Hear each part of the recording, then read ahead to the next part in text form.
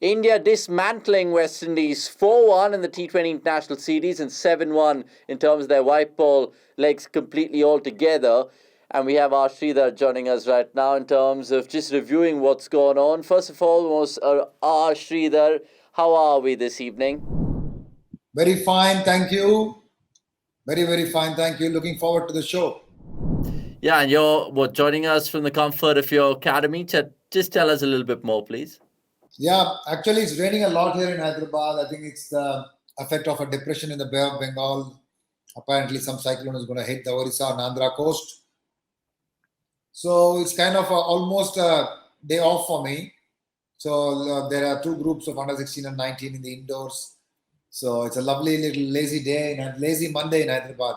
So yeah, so this is going to be the most productive part of the day. I mean, not just raining in Hyderabad, but pretty much all over the country. And the monsoon has been an elongated one. Now, enough of the weather talk. Let's, of course, ask you about what impressed you the most in this 4-1 series win that India just have got under their belts against the West Indies. I think there are multiple factors due to which India had a convincing series win in both formats of the game, white ball formats. Obviously, the first thing which comes to my mind from last evening is the strength of our spin department. You know, the way Akshar, Kuldeep, and Ravi Bishnoi, who probably are not even on the top three spinners list of our World Cup T20 squad, absolutely bamboozled the West Indies batting. Having said that, I also know that it was quite a spin-friendly pitch. It was a used pitch, and the ball was stopping and coming. There was a little bit of turn in it, so hitting the ball was not easy against quality spin. But yeah, they just showed how good they are when the conditions favor them. Apart from it, Shreyas Iyer yesterday opening the innings went on to show that probably that's the best place to bat in T20 cricket. You know, Surya Kumar showed why he's good when he was opening the innings, and now Shreyas Iyer, good little knock. For me, the biggest takeaway from the entire white ball leg of this West Indies tour is the what do you call approach of the Indian team, especially the batting order. Yeah, you could clearly tell how many sixes they were hitting in the power play, and there was a lot of stats and detailed analysis on cricket.com, so you guys should have checked it out by now. If not, don't worry, download the app and you can also do the same. Right, Shri, you mentioned a couple of men there, but I want to ask you about Arshdeep Singh, who turned out to be the man of the series in terms of this 5-match affair. How much is he kind of knocking on the door right now to perhaps get a place in the 11 as well? I mean, yeah, he couldn't have timed it better to answer your question. I think he grabbed the opportunity, got with both hands. He bowled very well in 2 IPLs lead up to this selection in the Indian team. He went to Ireland. Then he bowled exceptionally well in his debut game at Southampton at the AGS Ball. Then he got picked for the West Indies tour here. He's put his hand up on every occasion. He's had a ball in his hand, and again, like I said earlier on our channel here, cricket.com, what amazes me the most about this young kid is his, is it head on his shoulders. He's got a head on his shoulders. He's not flustered by big names. He's got clarity of thought, and he backs himself in executing his strengths. So that is why he's the man of the series. And absolutely, if there are 4 fast bowlers going to Australia along with Hardik Pandya, I think he's booked a seat for himself, if I may say so. Because the point number one is a left armer. He adds a lot of value. He adds another dimension into the bowling attack. And then his ability to bowl well at the death. So these two factors should contribute heavily in his favor when the selection committee meet. All right. I mean, lots of people will definitely agree with you on this because we put out a community post on YouTube recently and lots of people went for Arshdeep. And of course, the proof's in the pudding in terms of looking at the last series.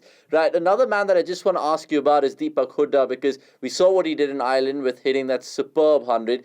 But he's also been bowling quite a bit throughout this tour. And we've seen that he can be a real three-dimensional cricketer. Where does he stand in the pecking order for you, Shri?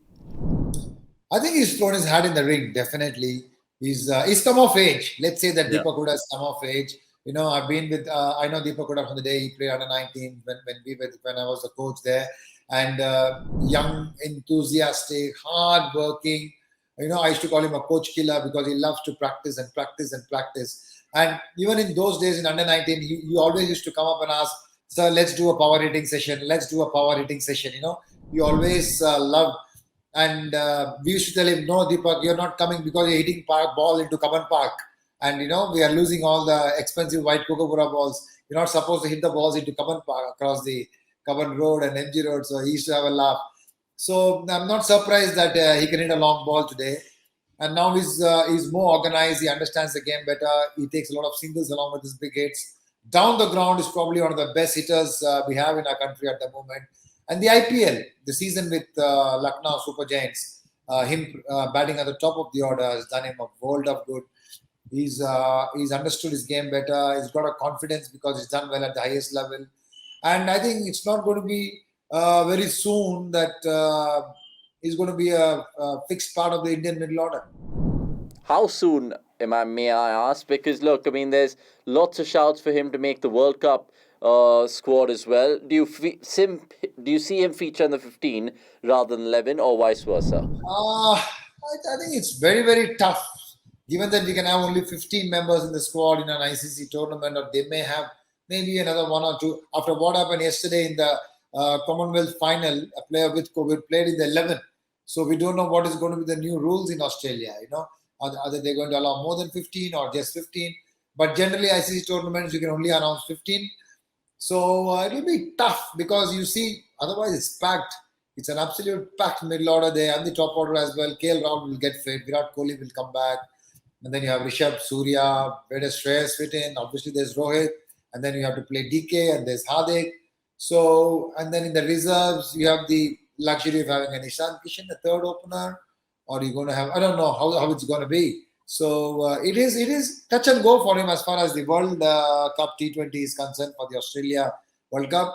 But very soon is going to be a major part of that middle order.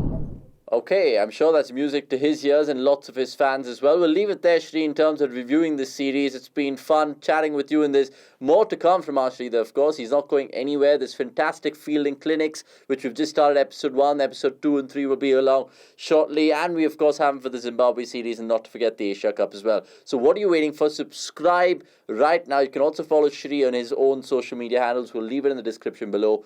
And, okay, lovely to, of course, pick your mind as ever, Shri. Now, finally, there was another game going on in Birmingham on Sunday, and it was a silver lining for Team India out there. The silver medal, I should say, as well, in terms of their story for going for gold.